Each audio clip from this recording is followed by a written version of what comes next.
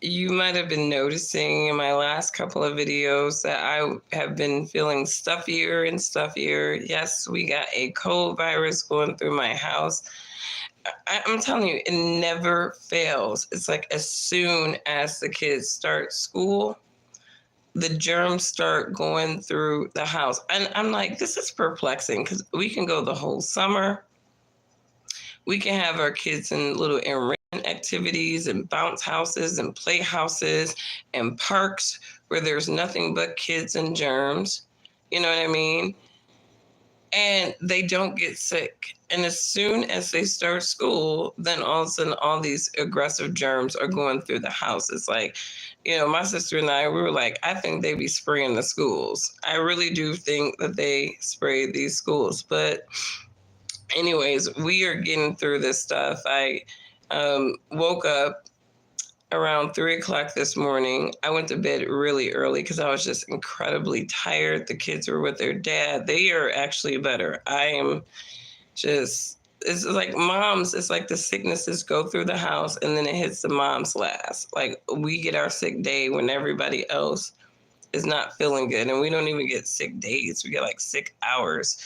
Like I still had to get the kids off to school this morning. Yeah. So anyways, I did not catch the debate last night, but I caught some points on it this morning, just a few of them. So just going through, I didn't get through the whole thing yet, but I got through a nice chunk of it. And they were talking about the usual suspect topics, right? Now, one thing off the bat, Kamala Harris went in with the handshake right away. I don't even think Trump was going in there to shake her hand. I think he was like, I'm going straight to the podium. But, obviously the gesture, he saw it. So, I mean, it's obvious that Trump does not like Kamala Harris. Like, I think there's definitely something personal that he doesn't like about her. Kamala Harris may have her personal sentiments about Trump, but at least I would say that she was graceful enough to go and approach him and attempt to shake his hand. All right. So that was one point. They started getting into their debate topics. We are looking forward to a spirited and thoughtful debate. So let's get started. So I'm going to tell you right off the bat that voters repeatedly say is their number. From what I saw from those moderators, they were obviously Democratic shill moderators. I don't really feel like they were like as objective and non-biased as they could have been. Lots of pushback on Trump and during the parts that I saw, and a lot of shilling for Kamala Harris in certain ways. I also want to note that I'm looking at X or Twitter right now, and a lot of people are calling out the earrings that Kamala Harris wore, and they're claiming that those are actually earpieces. And so there's several pictures of her earrings or types of earrings like hers circulating on X right now.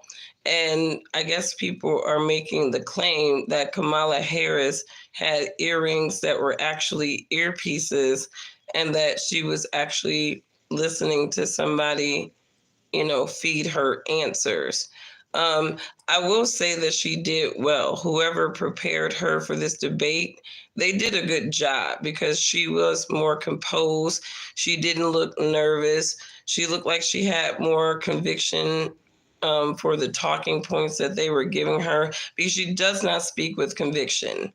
And I think if people need to build their intelligence on anything, is understanding when somebody is talking to you off of a script and when somebody is speaking with firm knowledge and conviction, right?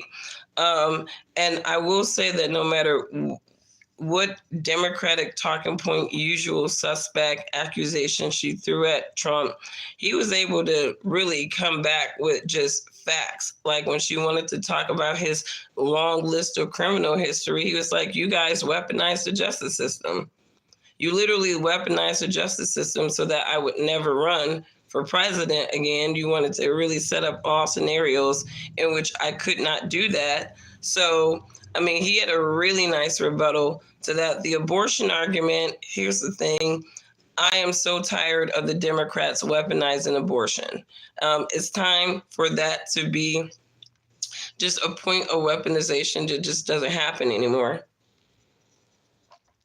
And I think that we have had abortion in this nation long enough where we all should know how abortion should work and could work, right?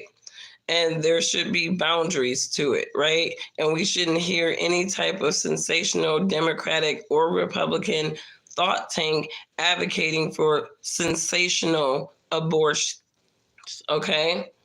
And we also need to be realistic about the abortion argument in itself. Most women who are getting abortions, 9 times out of 10, more times than not, is not because of any of those radical instances, exceptions in life. It's because they're whores and they need to be mask over their accountability, right? And the Democrats sell abortion consequently alongside hoe culture and women's empowerment. All right. So let's just keep it a buck on abortion. It needs to be at the states. The republics of the states, the people of the states need to make that call, and Democrats just need to let abortion go. The weaponization of abortion at this point is ridiculous. It's just ridiculous. I know a lot of women, we don't wake up on our minds thinking about, am I going to be able to have an abortion? It's like, why? If I wake up like that, that means I'm planning for it. That means I'm planning to have some, scenario if I'm a healthy, capable woman of like going out there and getting an abortion because I can carry children. Okay. I've never had an issue carrying any of my kids. And I know that I am the type of woman that should not be out here engaging in hoe culture because the women in my family are very fertile. And I don't want to have any more kids. I've given my contribution to the world.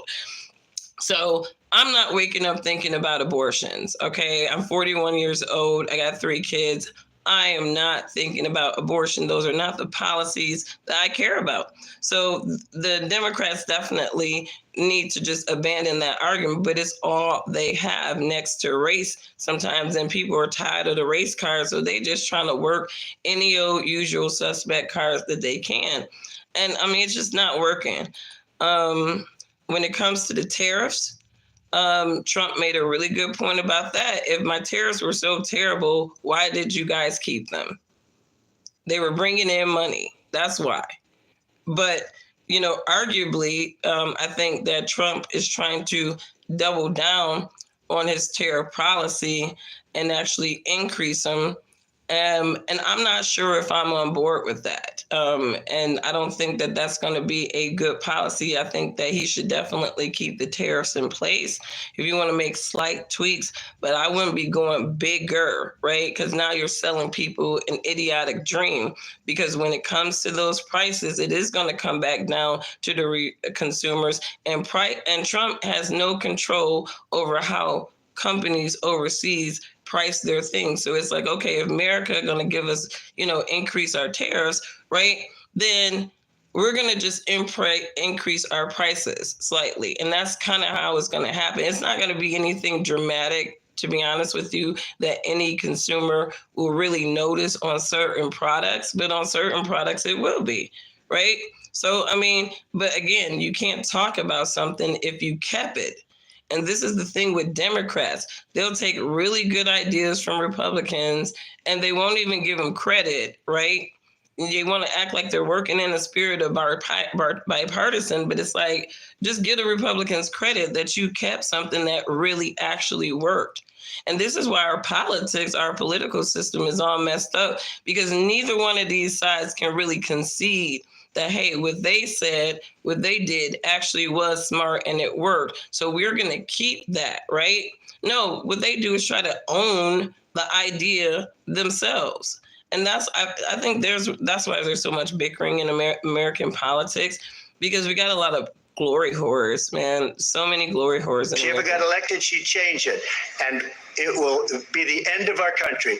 She's a Marxist. Everybody knows she's a Marxist. Her father's a Marxist professor in economics. You know, I just want to say she has the goofiest laugh, that clown laugh that she always says when somebody tells the truth about her, but she can't really give a thoughtful rebuttal herself real quick. You know, when somebody, like if somebody called me a Marxist, you know, I'm pushing back really like, what about me as a Marxist, right? I'm like, bro, like, lady, you know, he just called you one of the most extremist type of people in America, and all you got is just and he taught her laughing. Well, but when and you she's look at being, what she's done, I think somebody told Kamala, like, look, when you feel like you're being uncomfortable with a truth that Trump is telling about you, we need for you to be very condescending in your responses, right?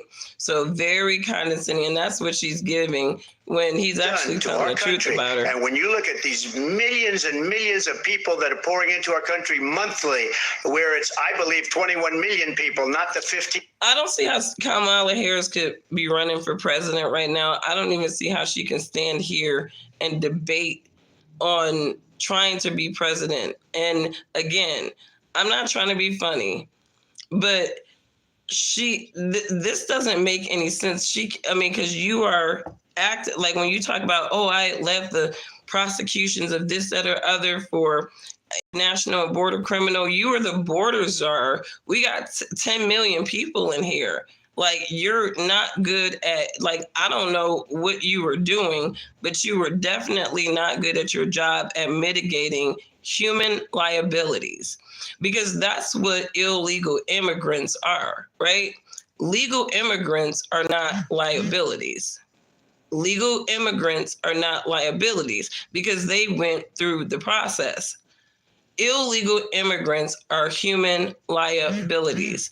And the Biden administration literally, they pretty much sent an open invitation to these people when Biden came in. He came in with like executive orders and all kinds of stuff. It was like these people were pouring in from damn near day one of the Biden administration. It was like as soon as somebody got the word that Joe Biden won, it was like all of a sudden these droves of people started coming to this nation. And Kamala Harris was supposed to be the person who mitigated that, studied that, figured out what went wrong, right? Well, we know what went wrong. They stopped the wall. They stopped the border wall. Like, if you look throughout history, all empires, they started building walls around their empire for a reason, right? I was actually looking at a documentary on Rome, and they were showing this wall that Hadrian had built, to protect Rome. You protect your nation from infiltrations, right? A country wide open is really as good as a dead nation. You might as well just put a mark on your own damn nation. Who the hell these days leave their door open at nighttime? Like, I know even some people who live in historically safe neighborhoods now these days, they lock their doors. I don't know not one person that goes to bed at night in America these days and do not leave their doors open. If you leave your house wide open at nighttime these days in America, put a 2 in the chat. Put a 2 in the chat. I want to know who's leaving their house wide open in America. It's nonsensical for a lot of people. It is very nonsensical for a lot of people to have their homes wide open. Why would you leave your nation wide open? And the problem is they haven't been vetting these people. There's been millions of these people who have just gotten away, right? And even if you put 15,000 more people on the border, you're talking about 1,500 border additional agents, right? On 10 million droves of people. Like, now you're putting border agents in danger, right? Because they're dealing with a mass that they're not used to mitigating on an average. So the Democrats have been like a huge liability for America. And I don't understand how Kamala Harris could just straight face be trying to, this is narcissism, really. This gotta be like political narcissism, what it looks like, right? Because if I had any pride, if I were a person and I was just hanging on a coattail of a Joe Biden administration, when this administration was done, I would be done. I wouldn't embarrass myself trying to go to any next levels, knowing that on the level that I'm at, I didn't do shit, you know, and I was a puppet.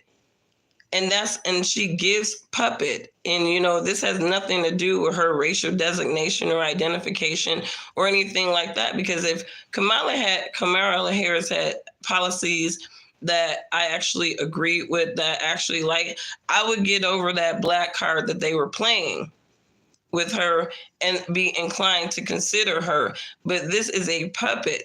And the one thing I can say about Trump throughout his life and throughout this process, even when they were demonize him, he does not give puppet. Like, he doesn't give puppet.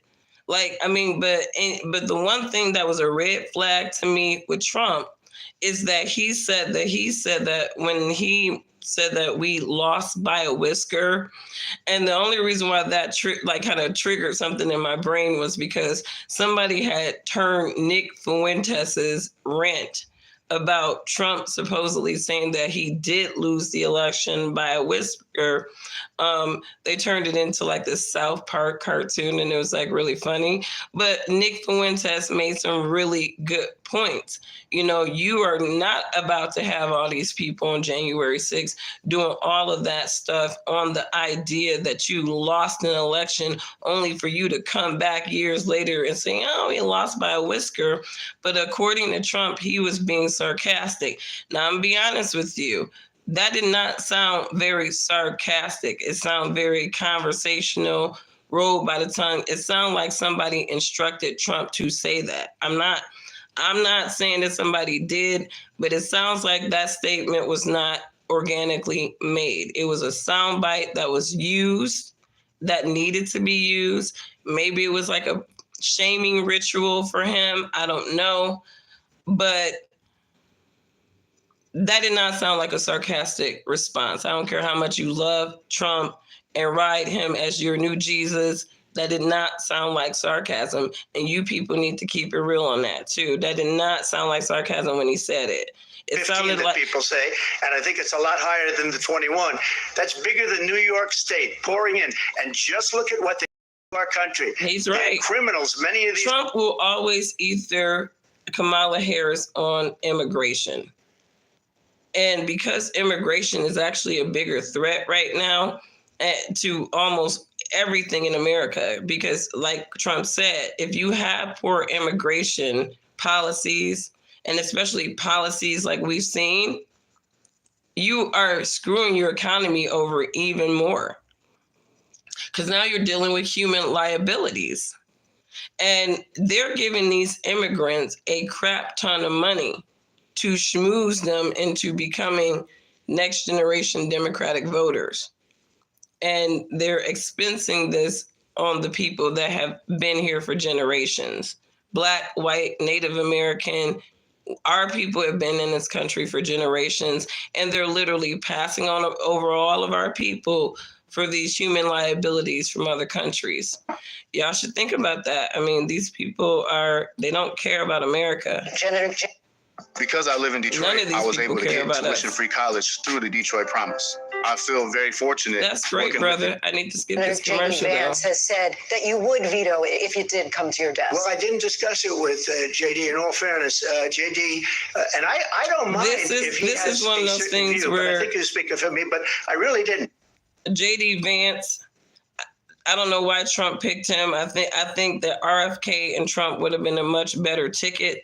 I know that RFK has some controversial things going on, but JD Vance is like, man, like Damien has his own ambitions, okay? Damien Thorne has his own ambitions. And he's out here in these streets talking for Trump. And now, you know, they calling Trump out on something that JD Vance is saying that they're going to do. You know, let's listen to this real quick, because Trump is like, man, I don't know what the hell he's talking about. He needs to keep my name out of his mouth. We'll get them together. Their faith or deeply held beliefs to agree. The government and Donald Trump certainly should not be I don't want to hear Kamala Harris talk about whore women. Okay, because that's really what you're defending when you're defending American abortion for the most part. That would be monitoring. And this doesn't have anything to do, when I say whore women, I'm not talking about the women who have had extenuating circumstances to have an abortion. I am talking about these women who buy into these hot girl summers, these whore cultures that the liberals like, these sexual revolution cultures that the liberals like to promote. And then they want to give these women an out with abortion and package it as a right. Abortion is not a right, it's an entitlement. And I think the reason why it irritates me with your modern politicians is their word choice is confusing to people. Their word choice is confusing to people. Abortion is not a right. Abortion in itself is not a right. It is an entitlement. Rights do not involve third parties. You have a right to own your land. You have the right for the government not to tax your land with property taxes, but obviously they like to infringe on our rights. But you don't have the right to get an abortion, right? If you choose to get an abortion, now you got to find a third party person so that you can fulfill that choice that you've made. But you're talking about some of these people are forcing medical experts to be involved with the termination of children that were pretty much illegitimate and products of whore culture. And that's not right. And it's not fair. I think the American people believe that certain freedoms. Fairness, JD, and I don't mind if essentially 50-50 in both Senate and the House. She's not going to get the vote. She can't get the vote. She won't even come close to it. So it's just talk. You know what it reminds me of? When they said they're going to get student loans terminated, and it ended up being a total catastrophe. Great call out, student Trump. Loans, and then Great call out, Trump. I mean, my thing is they dangled that student loan forgiveness thing, and I'm pretty sure some people got some level of forgiveness for their student loans, but they couldn't legally do it. Like, that was just a dangle so that they could get these Gen Z voters interested in Democratic policies and thinking that Democrats were just so for the poor man and all the disenfranchised people, or really they dangle little things in front of people like reparations to Black people, right? But they know that it's impossible for them to fulfill those things. You know what I mean? They know it's impossible, right? So now student loan forgiveness is another thing that they can dangle, just like reparations, and it's not going to freaking happen. Student loan forgiveness will happen before reparations. If you call him a boss, he spends all his time on the beach. But look, her boss went out and said, we'll do it again. We'll do it a different way. And he went out, got rejected again by the Supreme Court. So all these students got taunted with this whole thing about this whole idea. And how unfair that would have been. Part of the reason and you they know, lost. like, one thing that really put me out with the Democrats is how they have weaponized the systems in America. And Trump was right. We saw it before our eyes, how the Democrats can weaponize the justice systems. We already see that, but it's just weaponizing, all these other systems against people, like, mandates, right? Think about how many times the Biden-Harris administration had to go to court to basically fight for their idea of their rights to infringe on Americans' rights, right? They had to go to court about vaccine mandates. They lost. Right? They keep going to court for this student loan stuff, and they're losing because none of the stuff that they're dangling to people is actually things that can be policy or viable policy. And so, I think it's worth noting people need to understand the difference between politics and policy. Student loan forgiveness, free this, free that, reparations, all of those things are the politics. The policies is what they put in place once they are elected. You know what I mean? And as you can see, none of those things are in place because they can't do it. And they won't tell the lemmings that follow them that, but it is true. They can't do it.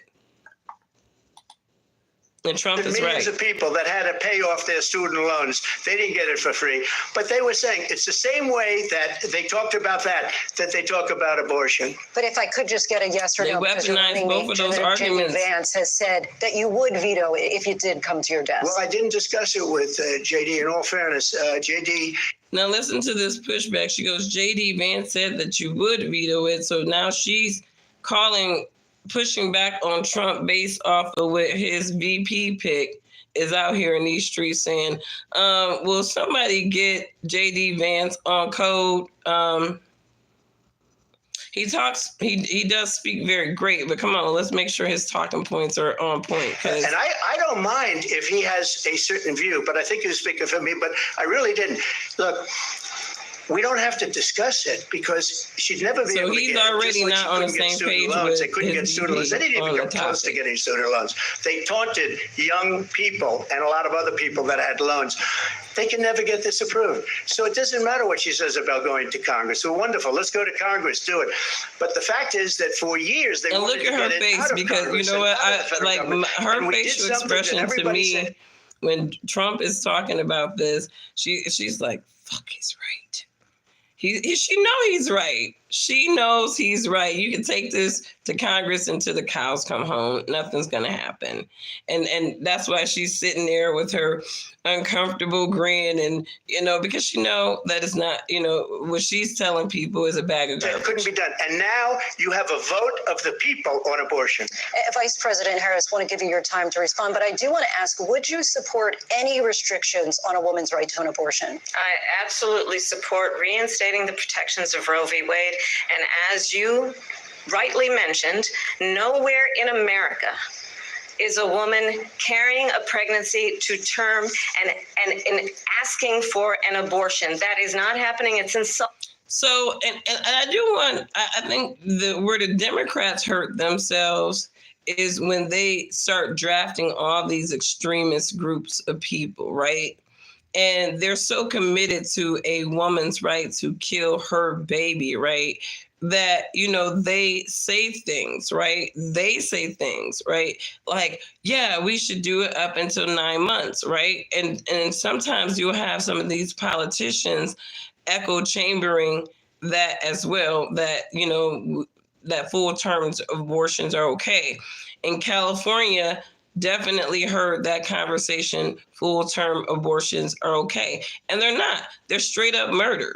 They're murder, in my opinion, because you're talking about a completely viable, functional human being. I have 3 kids. I had my first daughter at 32 weeks. I had my second at 34 and my son at 36. I never carried none of my kids full term. My body just don't like doing that, apparently. And they came home after 3 days, completely viable, got them on the boobs, good to go. So I just, I'm not understanding why that would ever be a conversation about, these later term abortion. You're talking about killing people at that point. I don't care what your mindset is, and, she kind of makes these arguments about a woman who has to work and she already has kids and she got to take a bus to go and get some health care in another state. It's like, keep your freaking legs closed. Keep your freaking legs closed. Don't just be letting people shoot the club up and you may not be able to afford to deal with the consequences of that. Like, some of these women are dumb, and some of the basis for these political arguments about their entitlements really is just divorcing women of responsibility. And yeah, men aren't going to take the responsibility. Like, he wasn't trying to have a baby with you. He was just trying to have a little fun. And a lot of these women need to be realistic about that. Even some of these dudes that will string you along in relationships for a couple of weeks, sometimes he's just trying to have fun. He ain't trying to be all like that with you, right? So don't have his baby, don't get pregnant, take all the precautions you need not to it. Celibacy is actually the safest way to go, but of course people cannot control themselves these days. So there's that. But it is a discipline. And I think once you get into the celibacy mindset and you're there for a while, it really doesn't bother you.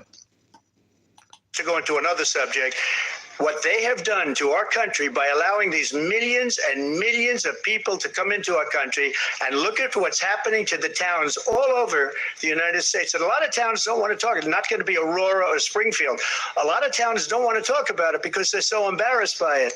In Springfield, they're eating the dogs, the people that came in. They're eating the cats. This was a very popular soundbite from this debate.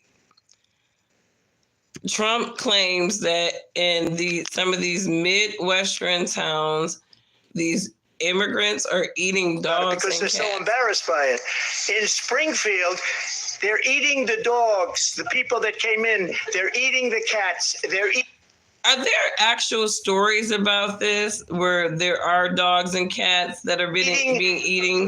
Or is this some crazy stuff that Laura Loomer, because Laura Loomer was actually rolling with Trump at this debate, which really makes Trump, in my opinion, suspect.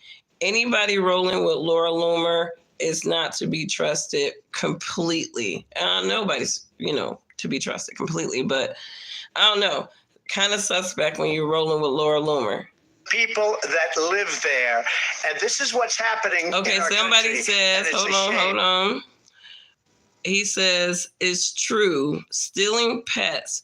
There are many stories. My mom sent me some of the videos. Okay, so we say, here's a real life person saying that this is actually true. Now, Trump is saying they eating them. As far as are they? Did they get eaten? As far as are they getting eaten up? Is they like what I say. They want to bring our country back. They want to make America great again. It's a very simple phrase: "Make America great again." She's destroying this country. Yeah, I mean that Laura Loomer. As soon as I saw that, I'm like, Trump, what are you doing? Of success. You could be doing real good and just figure out a way. Venezuela on steroids. So I'm a little.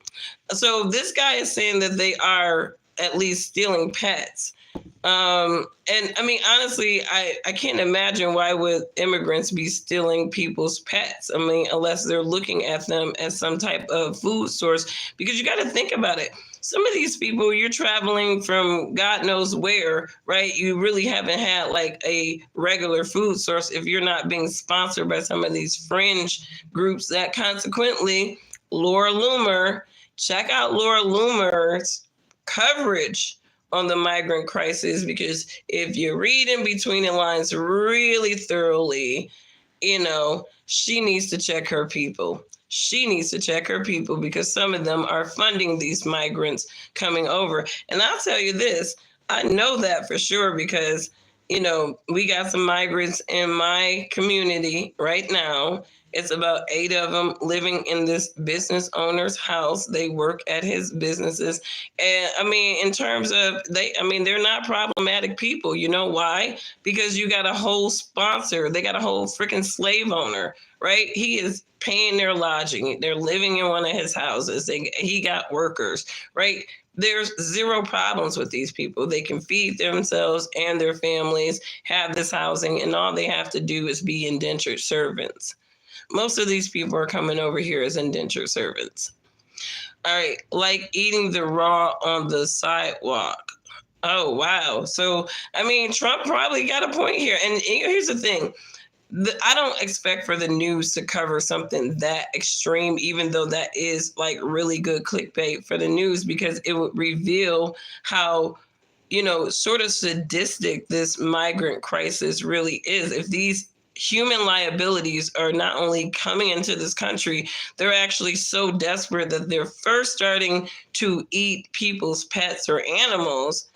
Man, scarcity gets real over time is kind of what I'm manager saying. There, he told us there have been no credible reports of specific claims of pets being harmed, injured, or abused by individuals within the immigrant community. Well, I've seen people on now, here's the thing. Are these answers pre-recorded or I don't understand, because listen to, this was like, Trump was answering the question. Not only success will end up being Ohio double reports of specific claims of pets being harmed, injured, or abused by individuals. How would he even know that Trump would say that? Like, how would that guy know that Trump would say something about pets being harmed? Right. And then immediately after Trump is done, the immigrant community, he has a city manager talking about that these things aren't happening. Like, how would you even have that? Like, why would you even have that if this debate is not scripted? There's nothing, pre-done about it. How would he even have that type of information to rebut Trump? Now it's like, instead of Trump debating Kamala Harris, is Trump debating these anchors as well, because this dude got people on television. Let me just say here, this is the people on television say my dog was taken and used for food. So maybe he said that, and maybe that's a good thing to say for a city manager. I'm not taking this from television. But the people on television saying their dog was eaten by... The city manager was probably paid. Like, a lot of these little city ops, I mean, if we haven't learned anything from some of these mayors and leverageable assets at the local and state levels, right? These people can be paid to say damn near anything. They're not credible people. The sad thing is, even our scientists and doctors can be paid to say any damn thing, and they're not even credible. So, I mean, a city manager, come on now. The people that went there. Again, the Springfield city manager says there's no evidence of that. Vice President Harris, I'll let you respond to the rest of what you've heard. And then she's going condescending, talk about extreme. Like, that was just a soundbite she needed to validate herself. Like, oh my God, this guy is unhinged. He's talking about eating dogs. And then she does her cackle. I'm like, on to the rest of what you've heard. Talk about extreme. Oh my Lord. Girl, if you don't shut your ass up. Here we go. Security crimes, economic crimes, election interference has been found liable for sexual assault. Part, all right? I knew somebody was going to tell Kamala to catalog all of those Democratic operations weaponizing the justice system against Trump, against him, right? And a lot of times, some people will be like, well, I didn't do that, blah, blah. And like, literally, Trump called it out. You guys weaponize these systems against me.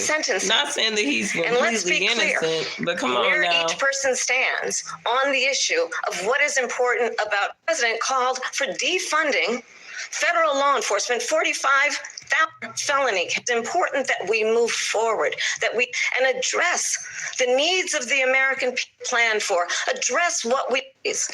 But Vice President Harris, thank you. Excuse me. Every one of those cases was started by them against their political opponent. And I'm winning most of them, and I will win the rest on appeal. And you saw that with the decision that came down just recently from the Supreme Court. I'm winning most of them. But those are cases, it's called weaponization. Never happened in this country. They weaponized the Justice Department. Every one of those cases was involved with the DOJ from Atlanta. She know they weaponized the system against him. I mean, even regular Americans saw that in front of our faces. Every one of those cases.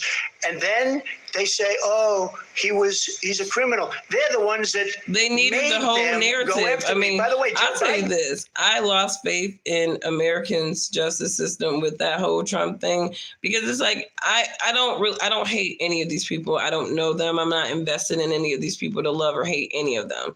Right. But it was very plain to see that they were weaponizing the justice system against Donald Trump to make sure that he was not going to run for president.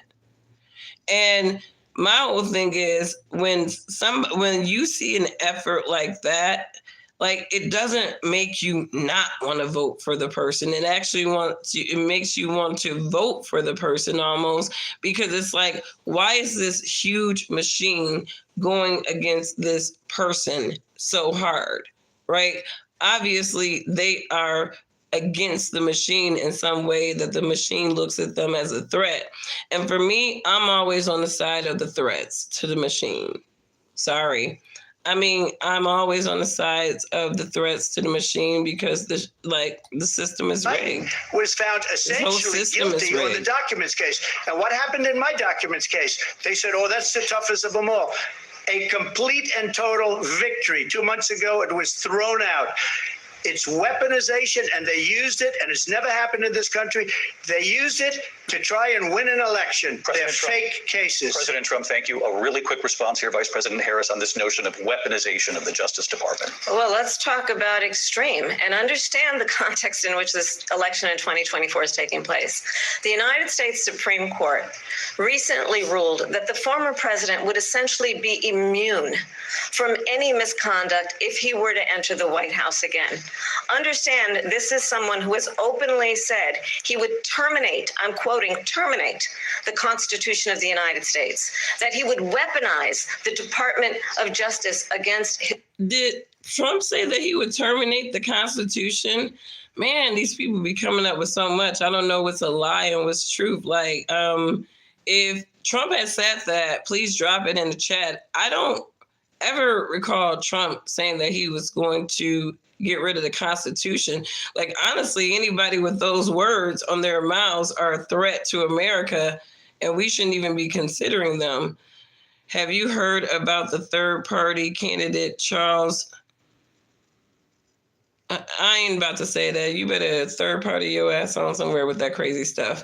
But did Trump say that, though, that he had an issue with it? He seems like a constitutionalist. I don't. His political enemies. There's a clip of that. Send it to me. Expressed disdain for members of our military. Understand what it would mean if Donald Trump were back in the White House with no guardrails, because certainly we know now the court won't stop him. We know J.D. Vance is not going to stop him. It's up to the American people. Vice President Harris, thank you. Stop him from what? Can somebody explain to me what they're stopping Trump from, right? I really don't understand it. Stop him from what? I mean, my money was great under Trump. Stop him from making the economy better because they screwed it up. Tell me what they're stopping him from. Democrats. Vice President Harris, in your last run for president. Weaponized, please.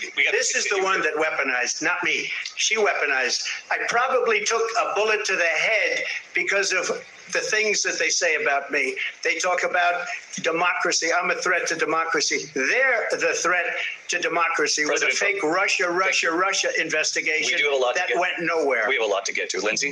Vice President Harris, in your last run for president, you said you wanted to ban fracking. Let's dive into that, because that comment that Trump said about taking a bullet to the head, that could be interpreted so many different ways. And it could be an indicator of Trump's beliefs that he was, this was like that assassination attempt was really the last straw of defense that this machine against him had. They were trying to kill him. So I'm reading between the lines on this, but it seems like in Trump's core, he believes that this machine that has been weaponized several times, may have had something to do with his assassination attempt. That was a really deep statement to make in the context of weaponizing systems, because they were talking about weaponizing systems, right? And Trump, in his own defense, was like, hey, I probably took a bullet to the head, right? I think Trump believed that these people that have been demonizing him, leveraging the justice system, tried to set him up to get 86th. That was deep. Now you don't. You wanted mandatory government buyback programs for assault He's not weapons. outright saying that, but I'm just reading in between the lines from the context they were talking about to that statement. I know you it sounds like he believes that that machine that was going after him tried to get him killed. So my values have not changed, and I'm going to discuss every one of the, at least every point that you've made. But in particular, let's talk about fracking because we're here in Pennsylvania. I made that very clear in 2020. I will not ban fracking. I have not banned fracking as Vice President of the United States. And in fact, I was the tie-breaking. And I do want to say something about fracking, too, because the Republicans, some of the sensational Republicans, I think that they were kind of like manipulating, deceiving. I don't know what it was, but when they came in and said, oh, they banned fracking and they stopped the oil production and all that stuff, that really wasn't true because there were still some private leases still going on. And they did, and she's going to mention it, they did start with some of those federal leases too. That's what, like, really in the beginning, when they came in banning fracking, they were talking about federal leases. But somehow somebody thought, realized that's dumb. And I think they probably realized it more when Russia was like, screw you and having and being an oil provider to you. We're about to go bust some guns in Ukraine. So they had to get oil production going in the United States to some capacity because they couldn't rely on the crude oil from Russia anymore because now we're at war with them and we're now going to be sanctioning them, right? The brains that run this country are just so brilliantly done.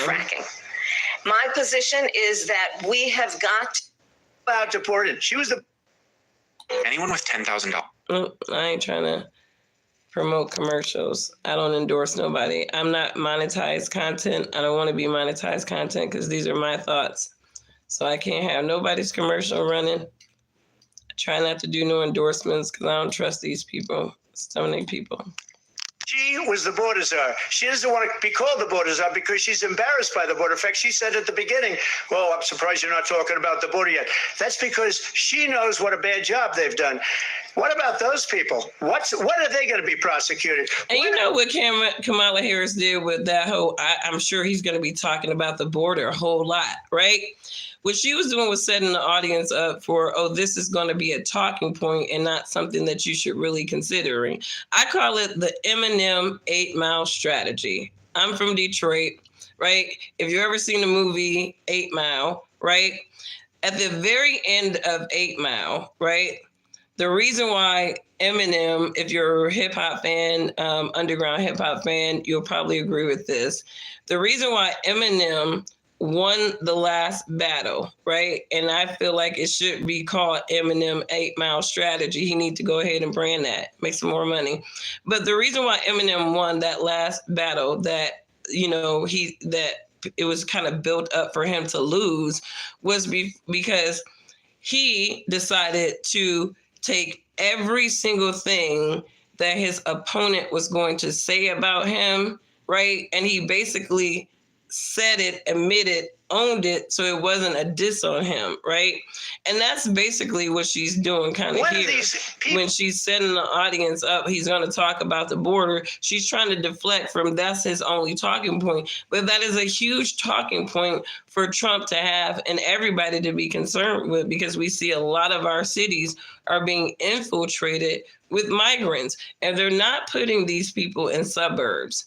And the ones that they are putting in suburbs, these are your, people who can be relatively integrated with no problems. Because again, there's a lot of migrant foreign kids at the bus stop this year.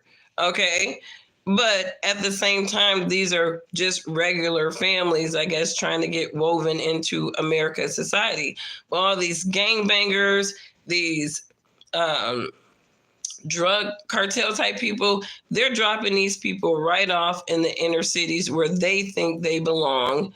And it's causing a lot of chaos in our inner cities. And it's going to get worse because now you have these domesticated gangs against these foreign gangs.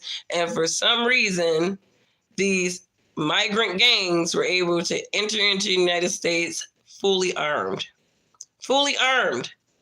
Like, they got past all of these U.S. checkpoints, and now they have all of this military-style weaponry. Who the hell is arming the migrants is the question. Like, somebody let me know. Let me know.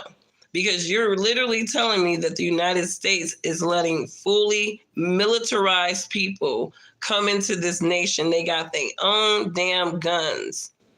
And now they're going to war with domestic gangs. And we don't even really, it's suspect how even they're getting the military style weapons. But we got military style weapons on the streets. But then we got these human liability migrants who are coming into this nation illegally, and they also happen to be armed with military style weapons so that they can go to war with domestic gangs. Can somebody make it make sense? Make it all make sense. People from countries all over the world, not just South America, they're coming in from all over the world. Even nations that hate us. That was said sarcastically. No, this is the part. Here we go. Ridiculous. Go down to Washington, D.C. and let her sign a bill to close up the border because they have the right to do it. They don't need bills. They have the right to do it. The president of the United States, you'll get him out of bed. You'll wake him up at 4 o'clock in the afternoon. Right. You'll say, come on down to the office. Let's sign a bill. He said, get him out of bed at 4 o'clock. I'm sorry, y'all. I'm sick. So if you catch the... you got earlier, I'm battling with Kobe. He said, wake your boss up at 4 o'clock in the afternoon, get him out of bed and tell him to come on to the border and sign a bill and tell him to close it up. Right? Should have never been open. That's the one I'm always give Trump his flowers on being adamant about keeping the border closed. Because if you notice how the Roman Empire fell and America is Rome 2.0, this nation from architecture to structure of government is Rome 2.0, and we are falling like Rome consequently. And if you like real pragmatic viewpoints on just my ideas about that, check me out on Substack. I'll link, and there's several links to my Substack. But we're Rome 2.0, all right? And West Rome fell first because their borders were wide open, right? Look at the history. I'm a history buff, all right? I love history. I love biblical history. I love secular history. And I love comparing them both. Rome fell because Western Rome was wide open and they had all of these human liabilities coming into the country. And as opposed to getting them out or something, they decided to integrate them into Roman culture. These people had no loyalty to Rome, just like these immigrants have no loyalty to America. Some of these people who have slipped in to this nation freaking hate America. I mean, they probably have death, to America on their souls. And yet these are the human liabilities that have been allowed to come into this nation unchecked. America is baby Rome. And this baby is about to be aborted soon by its own design. All right. Y'all don't believe me, but the writing is on the wall. The writing is on the wall. Like, if America was a baby in the womb, these Democrats and these rhino Republicans are really going to abort us at 9 months. All right. For real. That the border is closed. All he has to do is say it to the Border Patrol. And the American people deserve better. You sure do. 1 minute to respond, Mr. President. Let me just say about world leaders. Viktor Orban, one of the most respected men. They call him a strong man. He's a tough now, person. This whole dialogue is about how many people hate Trump. They said, why is the whole world admires? Most people have. So that next string of conversation, they're kind of going back and forth about how world leaders hate Trump, but they don't respect Kamala, right? They don't respect Kamala at all. She has not done anything to garner respect from world leaders. I've seen a couple of them look at her or during dialogues, and she's just not articulate at all. And yet they got to go along to get along and just smile like, oh, that was so nice, right? I hated the Democrats picked the lowest denominator, Black people, Black looking people, to represent Black people, and they don't have a lot of conviction, right? And and honestly, they need people like this because obviously they're puppets. We don't need puppets with convictions. We just need puppets that can follow a script. And Kamala's doing a great job doing that. On day one, according to himself, it is well known that he said of Putin that he can do whatever the hell he wants and go into Ukraine. It is well known that he said when Russia went into Ukraine. I mean, technically, when you're talking about Russia defending its own lands against what they perceive to be a threat, that's technically true. I mean, the United States can do whatever the hell we want when it comes to protecting our sovereignty. It is well known he exchanged love letters with Kim Jong-un, and it is absolutely well known that these dictators and autocrats are rooting for you to be president again because they're so clear. You know why? Here's the thing, right? Because these are rulers and leaders who rule with, a sense of real diplomacy and power and strength. And I'm not saying that I agree with the way that Russia runs this country. I don't like communist type countries at all. But, when you're talking about leaders meeting with other leaders, right? When you got a Kamala Harris before these Eastern power leaders, and that's really what they are. They are Eastern Axis power leaders, right? And it doesn't even seem like they really are just trying to be a threat. They just don't want to be punked by us, it seems like to me, outside looking in here, right?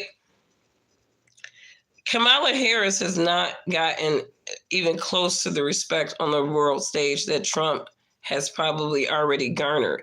And I'm looking at a lot of these world leaders, they're rooting for Kamala to win because that makes America look weak. Some of these people don't want Trump to win because they don't want a strong America. They want a weak America. And I'm not saying it because she's a woman. She's just not a strong woman with convictions, right? If Kamala Harris had Trump's personality, she'd be definitely in the running for me. But I just see through the souls of people. They can manipulate you. You just want a title, but you know you're going to be a puppet. And that is why so many military leaders who you have worked with have told me you are a disgrace. That is. But the U.S. military is kind of a disgrace, it started being a disgrace a very, very long time ago when they started centering on the sexuality of the soldiers instead of the capabilities of them, right? They went from toy soldiers to Barbie dolls. So, I mean, morally, I don't really trust the U.S. military, to be honest with you. Hopefully, we have a few good men still left in there. But, is why we understand the words of some of these generals, really a lot of them are paid, they're ops, they're committed to ignorance. These are people with titles at the end of the day.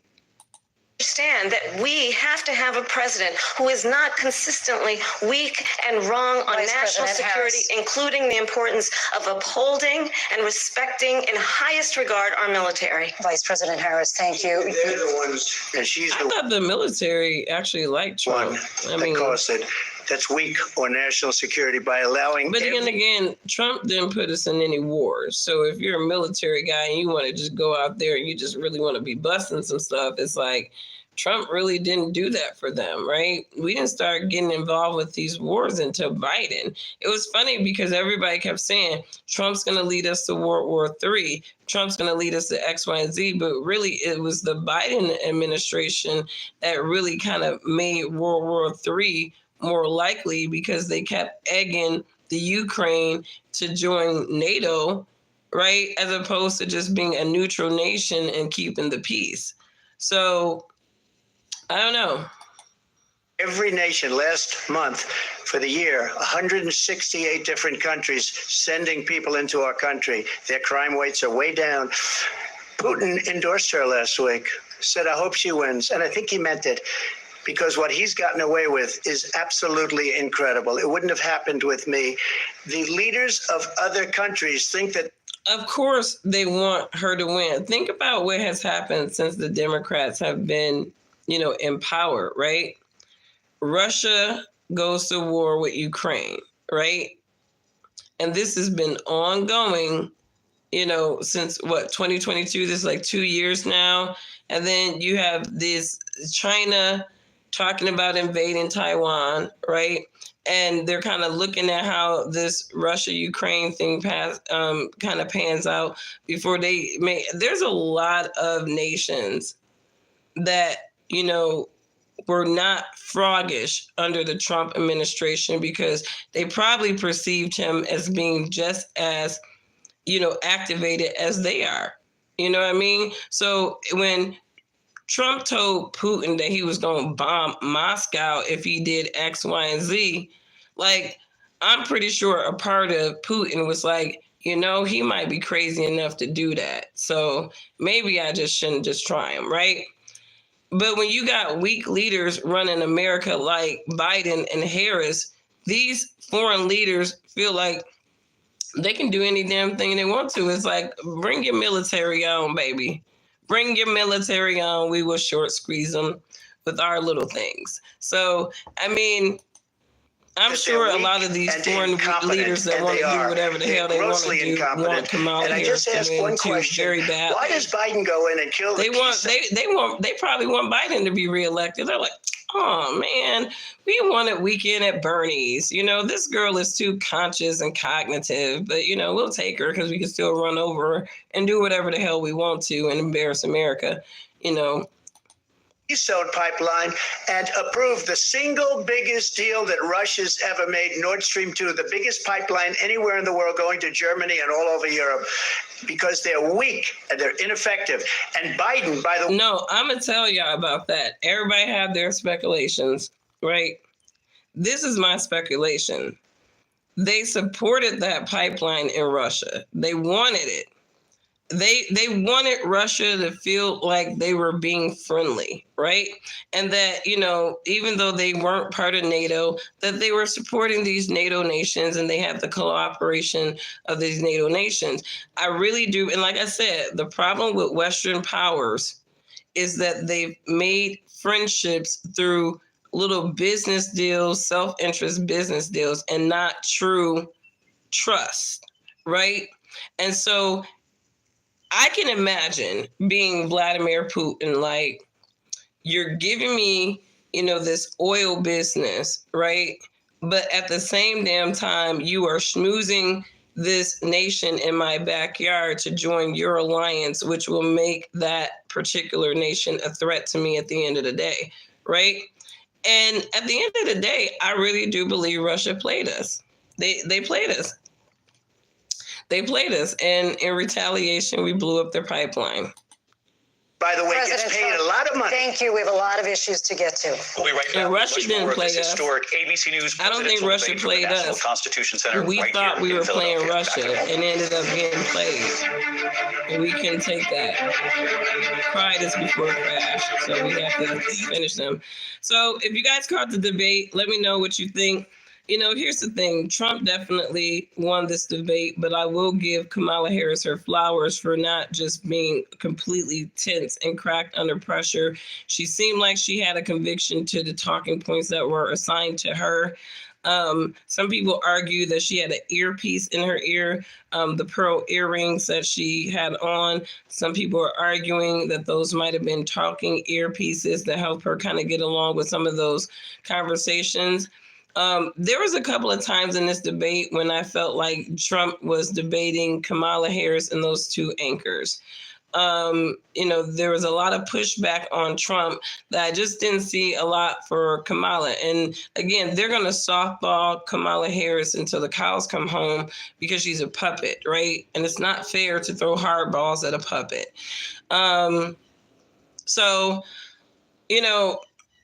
This particular election is I didn't really learn anything new from this debate outside of these people reinforcing their positions to me. All right. And I tell people that this is America and you vote for who you want to. All right. You're never going to hear me tell you, you got to go vote for this. We have to vote for this or that. I grew up, I'm 41 years old. I grew up and there was like, honestly, and I feel like my mom, but back in my day, I really didn't know who people voted for. I really didn't. I didn't really know what people's political positions were. Half of the stuff that is going on now, right? It was just not a thing in the fabric of American society that I grew up in. I grew up in the Midwest, middle class, environment where people didn't talk about religion and politics as much as they talk about it right now. And religion and politics definitely didn't have this weird social fusion that we see today as well. So y'all vote for whomever you want to. I think if we're going to talk about both of these people on stage have had some type of administrative lead in America in a very high office. Kamala Harris being a vice president right now and Donald Trump being a former president. And when you make your assessments, right? I mean, I think, Reagan, was it Reagan? They're running that commercial to soundbite, are you better off now than you were 4 years ago? And I think every single election cycle, no matter what person is on the ticket, you need to ask yourself that before you make any voting decision. Am I better off now than I was 4 years ago? And if you have a strong no as your answer, then you know that you need to make a different decision. And that's just bottom line. And I think the reason why a lot of maybe Black Americans are going towards the Trump way is because they've asked themselves that question. And they're saying, no, I wasn't. A lot of people are saying no. Would you say strong no? This person, let's just do a poll, a real quick yes or no poll in the chat. Just the people who are chimed in. Are you better off now than you were 4 years ago? Do you feel like your situation is the same, that this current administration didn't really impact your financial situation? Or do you feel like, in all kinds of different little ways, you felt short squeezed from your money? You said you're poor now. I definitely feel like, I feel like I'm less economically empowered now.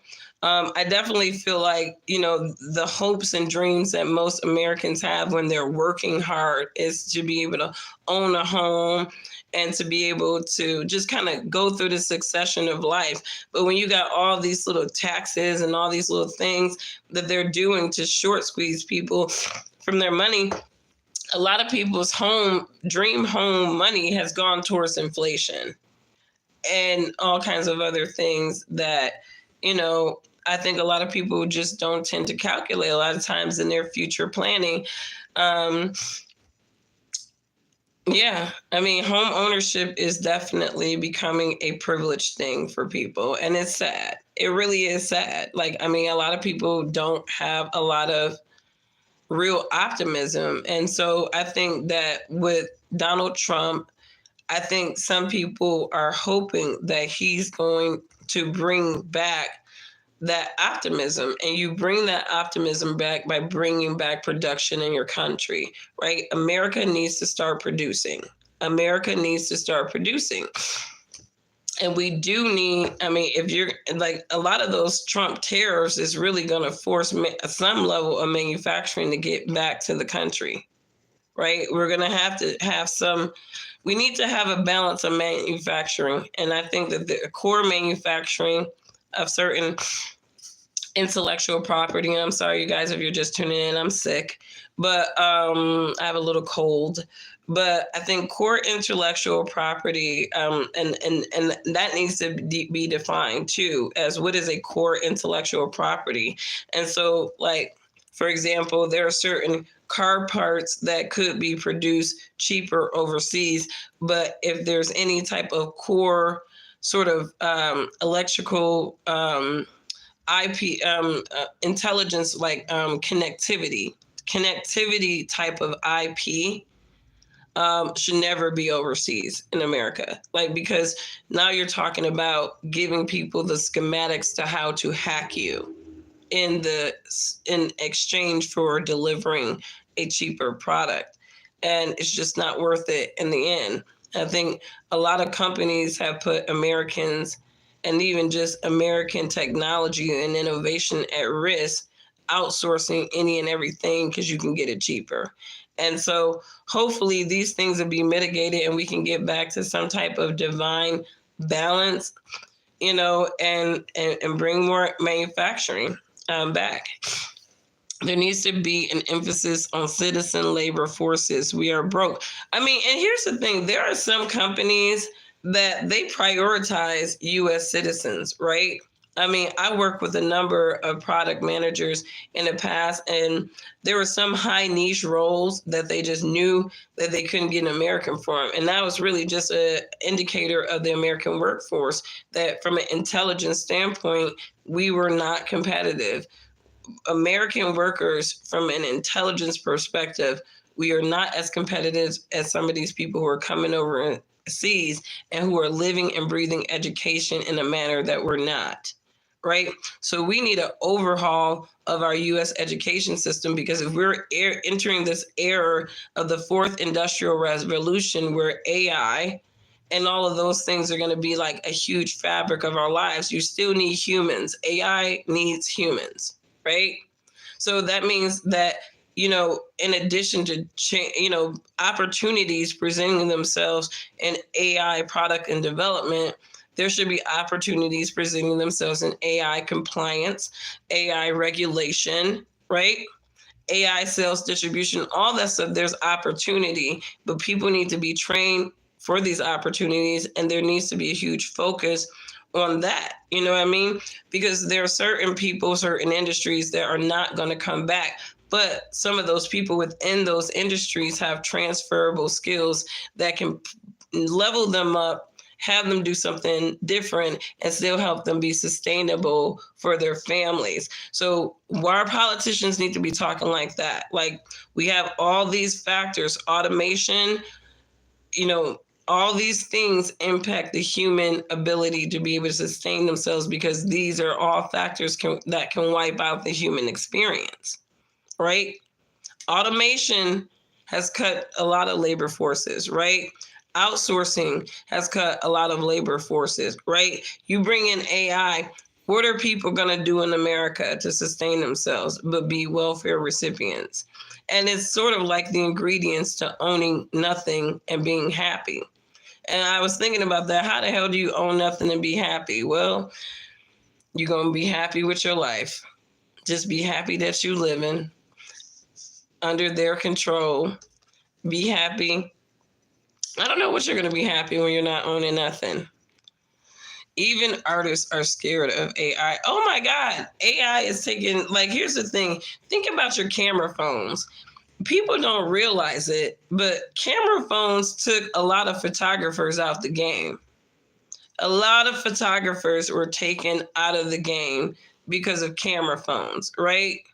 Because it's like, sometimes, like, you can take a better picture of yourself or capture a moment, with your camera than just sitting there and hoping that you can organize all these people. And I mean, camera phones took a lot of people out of the game. So you're talking about AI, music manipulation too. These are, I mean, it's going to make stealing intellectual property so much easier, right? People are not going to understand a raw, organically good artist from some of these AIs, right?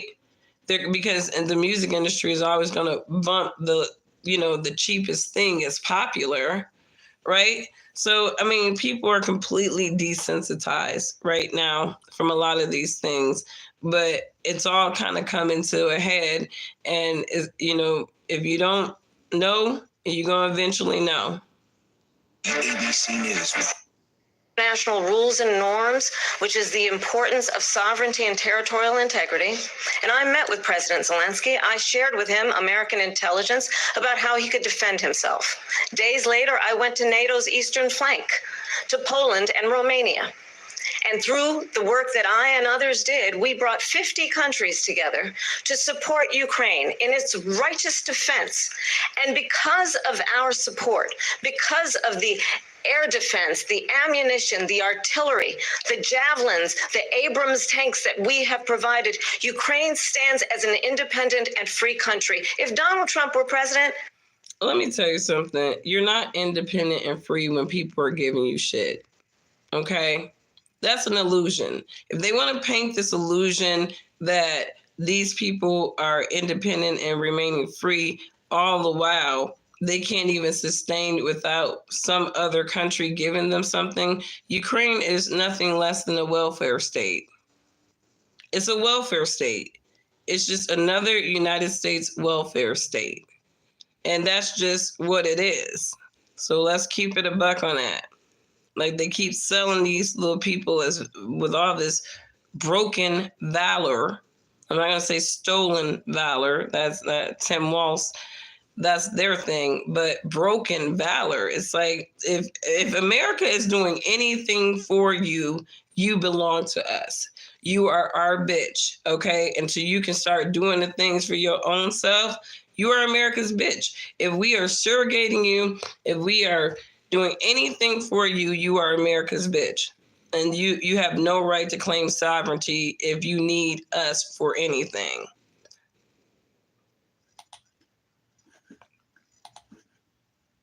Putin would be. They didn't do neighborhood beautification. I love neighborhood beautification. My sweet potatoes, my sweet potatoes did really well this year. they were supposed to do. I want to move and on. These people did the worst withdrawal and, in my opinion, the most embarrassing moment in the history of our country. And by the way, that's why Russia attacked Ukraine, because they saw how incompetent she and her boss are. President Trump, thank you. I want to move on. Let me go back to that for a second. She be looking. And as a result, America's taxpayers are not paying the $300 million fallen soldiers and the work that we must do to uphold. And in my opinion, the most embarrassing moment in the history.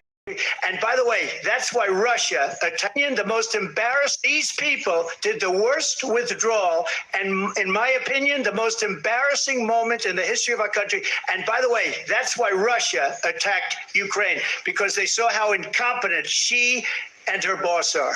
President Trump, thank you. That's it. Like, so, you know, that's an interesting statement to make, that, you know, it was like a domino effect. Like, the world leaders were watching how we were playing certain cards, and Russia was just like, even though I think it was more than that, Russia was looking at all this like, man, they got girls dressing like guys dressing like girls and all that stuff, and they military, they sensationalizing all that feminine stuff for they like, I mean, I will never ever forget the comparison videos of the recruitment videos for Russia, China, and United States. China had these samurais, like, it was all like about the meaning and, you know, the whatever, you know, it was just real samurai stuff. Russia was like, we got machines, all right? We got machines, our dudes are machines, our women are sleeping with machines. And then you get to the United States and it was like, we embrace diversity and inclusion and rainbows and lesbian families doing things and privileged women like joining the army so that they can have an experience. Like, that's the U.S. Army. I'm like, what in the mushrooms and flower is going on here? Like, it's crazy. A woman was burned to death for overcooking the food after withdrawals. I remember that we had a story about two moms. I mean, you know, it's sad. I love sweet potatoes too. They're so easy to grow. All the countries allied wanted those Ukrainian immigrants. Yeah, it's kind of weird too, the way that they were trying to get people to house the Ukrainians too. Yeah, I heard that after, that botched Afghanistan withdrawal, it was really it was sad. It's literally like we spent all that time and money in that region, right? Trying to imperialize the way that those people operated and thought and behaved, westernize those people, only for us to get out of there because there was like zero economic interest for us or advantage at that time. And for it to go right back to where it was, and then we leave all these weapons over there. It's just like, is this real? Is this real? And these are the smartest people in the country, right? No, these are not the smartest people in the country, by the way. These are people who are beneficiaries of nepotism, right? A lot of people don't realize that. Nepotism, right? If you are a dad that gets your loser son into a high level position, guess what? Your son's a DEI. He's a DEI because he doesn't qualify. He's a freaking loser. You know that, but because you're his dad, you put him in this position so he can have a title and feel good about himself. Your son's a DEI 9 times out of 10. He's ruining the nation, especially if he's in a high-level military or decision-making position, which a lot of these people are, right? This country is going to shit because of them. Those women are going to school were terrified. They lied to those people. Those people going to school were terrified. They lied to those people. I got to look more into sort of Afghanistan in those last couple of years because honestly, they divert our attention so many different ways in this nation. It was just too much to follow all of that stuff. I want to move on now to race and politics in this country. Mr. President, you recently said of Vice President Harris, quote, "I didn't know she was black until a number of years ago when she happened to turn black, and now she wants to be known as black." I want to ask a bigger picture question here tonight. Why do you believe it's appropriate to weigh in on the racial identity of your opponent? I don't, and I don't care. I don't care what she is. I don't care. You make a big deal out of something. I couldn't care less. Whatever she wants to be is okay with me. But those were your words, so I'm asking. I don't know. Okay, so let me tell you something. That was a really a dumb question to ask Trump. Why do you think it's appropriate to question? The better question is, why do the Democrats feel that it is appropriate to weaponize and try to re-race people so that they can target a certain demographic of people, right? Like, to me, Trump wouldn't have never had to call out her blackness if she and the Democrats weren't selling her for like this other ethnicity, right? She was sold as Indian American. That was what they sold her on when she was running for all those other little offices. And then now all of a sudden they're playing the black card. So I think that it was a dumb for him to ask Trump, why do you think it's appropriate to question somebody? Why do they think it's appropriate to start narrating people as a race that they're clearly not, right? She is, if you really want to get technical, we're just talking about straight America, right? And the American social dynamics, right? Black people do not consider Jamaican immigrants to be black, nor do Jamaican immigrants believe that they are black. And Eastern Indian people damn sure are not black. So it's like, why would the Democrats sit there and try to center focus on narrating her as something and expect for people not to say anything about it, or at least kind of call out the disparities of her presentation about herself? Right? And again, race can be a very confusing and ambiguous thing for a lot of people, right? Because sometimes you can conflate cultural identity with ethnicity, right? Ethnically, she is not black, but culturally, she could be identifying as black because she's sort of latched on to all these black institutions.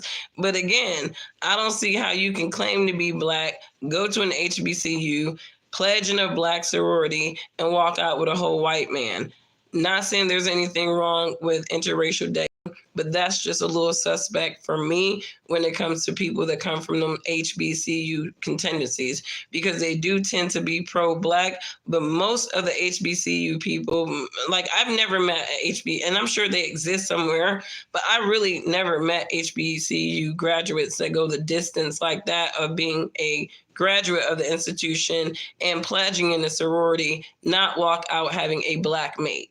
That's just me. If you've had a different experience, then feel free to chime in. But it's just not. Look, Steve Harvey is the perfect example. We wouldn't see Steve Harvey with a white woman. We wouldn't. We'd probably see D.L. Hughley with one before we see Steve Harvey, but we wouldn't see him. I mean, he's gone the distance with this HBCU cult stuff, right?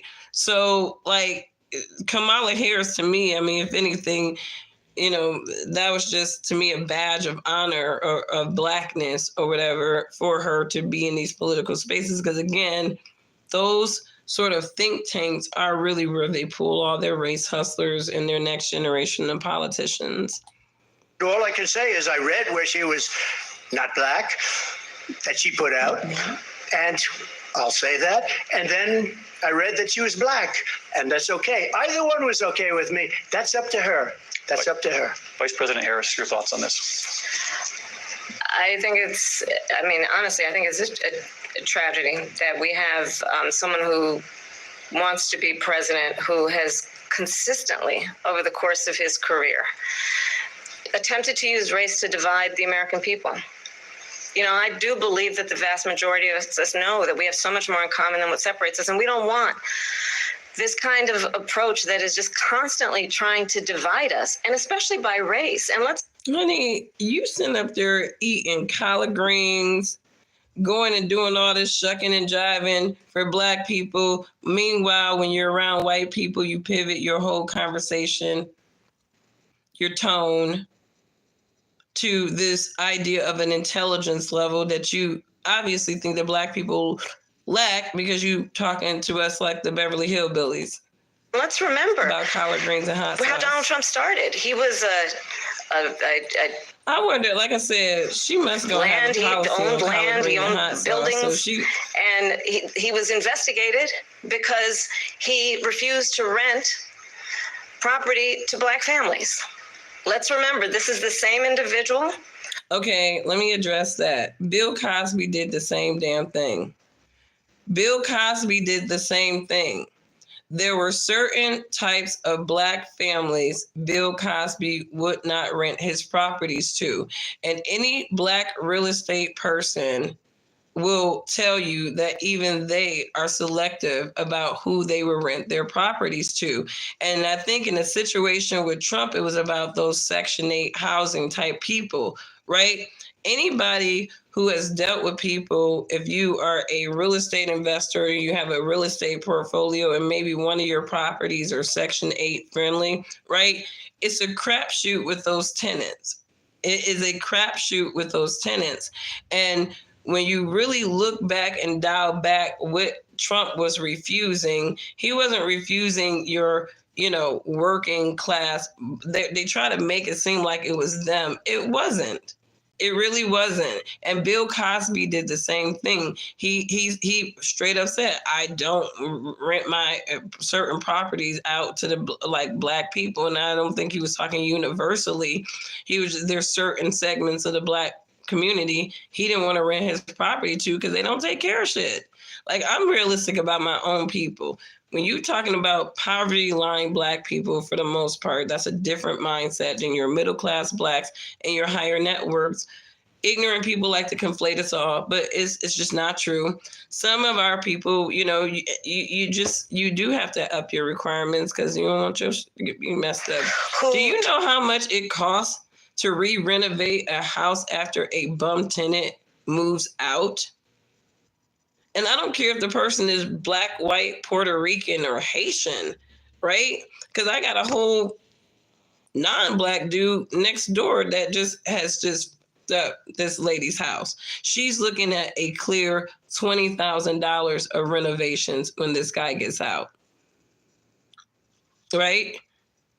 You can't rent your properties to just anybody. Took out a full-page ad in the New York Times calling for the execution of 5 young Black and Latino boys who were innocent. The Central Park. First of all, he didn't know the Central Park 5 was innocent.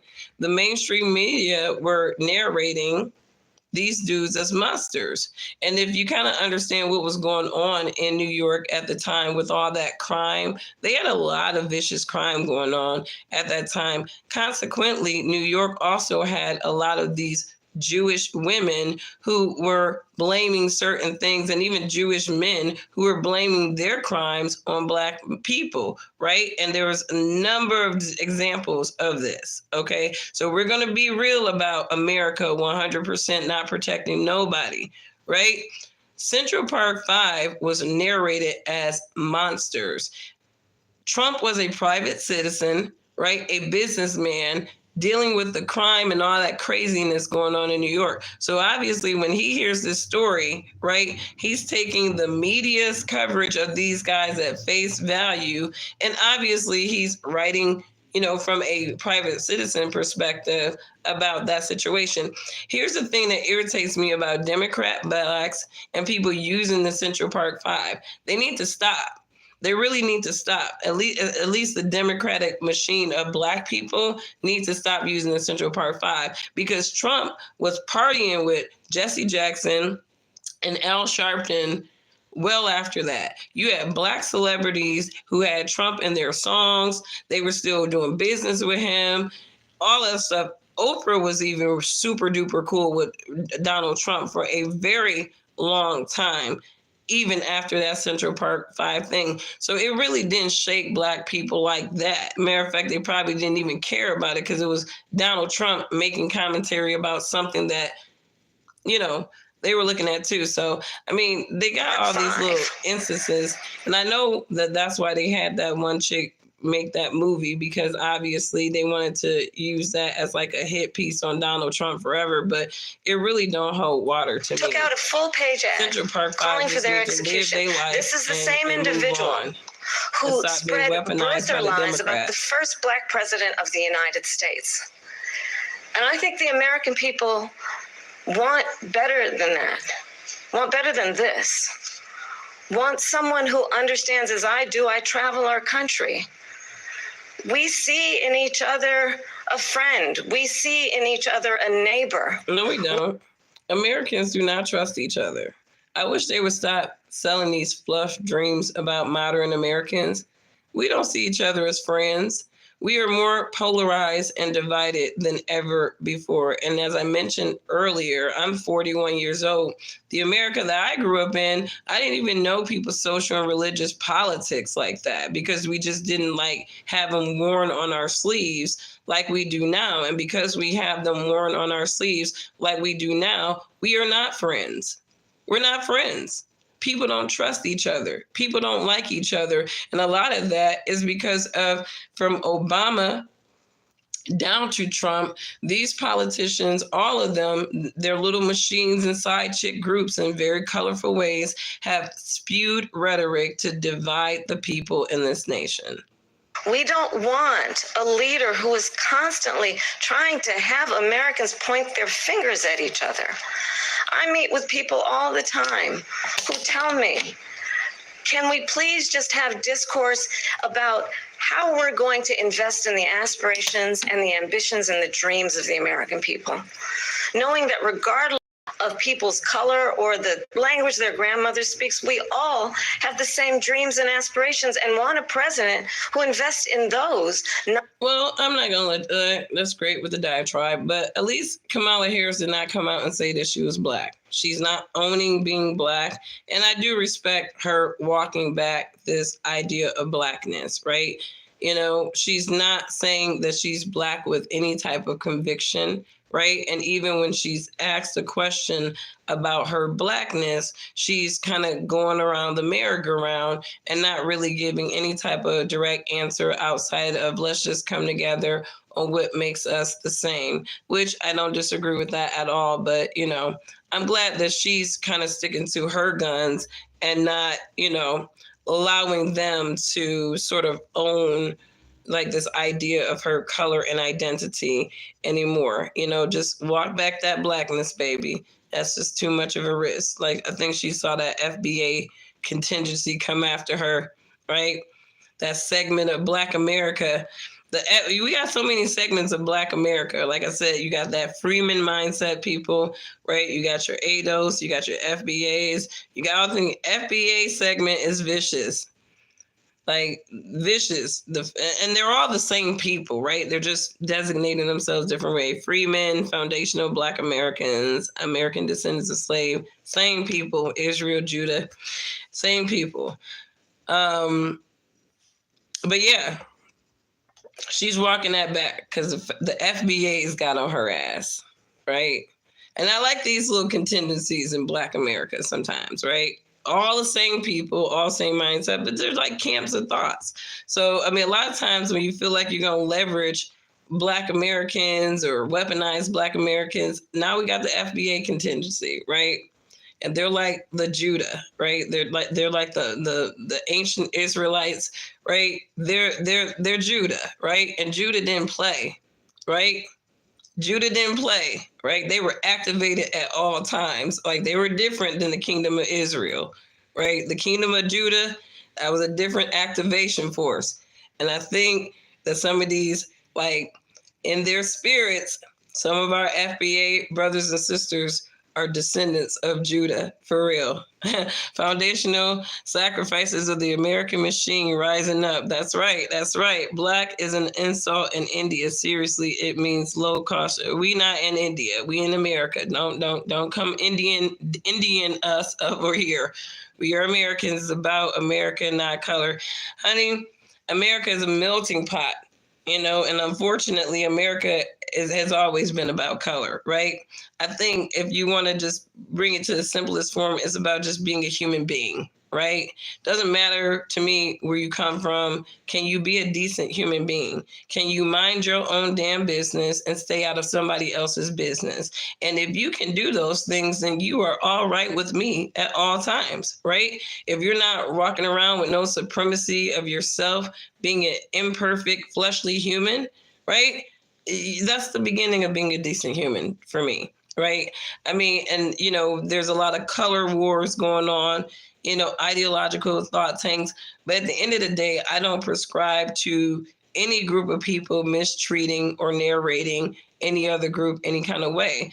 I'm sensitive about the Black American community right now because there's a lot of sensational rhetoric about us, and it does impact how people choose to do business with us, trust us, and even, you know, see our core competencies and abilities, because you got these little different little slick talking thought tanks that want to minimize us and make it seem like we're all lower IQ. And it's just like, put me in a ring with your best intellectual from some of these thought tanks, and I will literally bring out the verbal arsenal. I didn't go to some school, you know, I didn't be in somebody's classroom for 8 years listening to somebody tell me how to think. I am a naturally intelligent person. I probably have a higher IQ than most of these people because my IQ is actually over 130. So like some of these people who were talking about Black American, their low IQ, is like, put me in a ring with you. I want to go in a ring with you. If you think Black Americans are universally low IQ, you will have no problem going in a ring of words with me. All right. Like I'm gonna start calling some of these people out. Put your words on the table. Put your IQ on the table. Y'all need to start making these people put their IQs on the table. Like as soon as somebody say, "Oh, Black people low IQ," put your IQ on the table.